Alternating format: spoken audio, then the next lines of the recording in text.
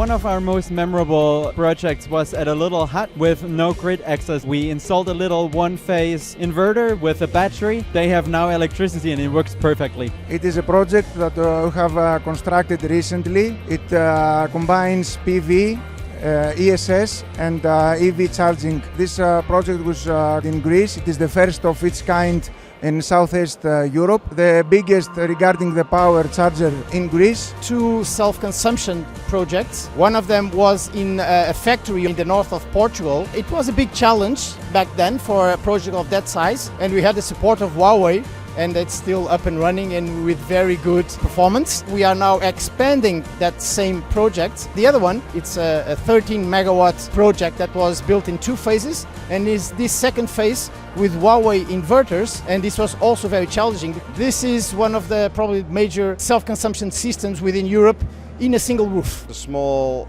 business owner was looking for a storage solution to use more power on his grid connection and to maximize self-consumption of the solar power, and also using the smart card to go off-grid whenever there's a need for it. It's a really complex installation, but really nice to see the effort, because I think he's using 2 to 3 times as much as his grid connection could handle. Our first project since 2020 in solar projects. It was a 300 kilowatt project for an industry, the most memorable because it was the first one, and it was with Huawei. The photovoltaic greenhouse, the installation of 1 megawatt, and soon we will install also the batteries. Of course we will use Huawei because I think that is the best technology for inverters and for batteries. One that stands out to me would be like an institution that consumes a lot of energy, and we installed multiple inverters on different orientations of the institution. The integration was very well done, and they were very happy. 2 years ago we installed in Portugal the first CNI battery.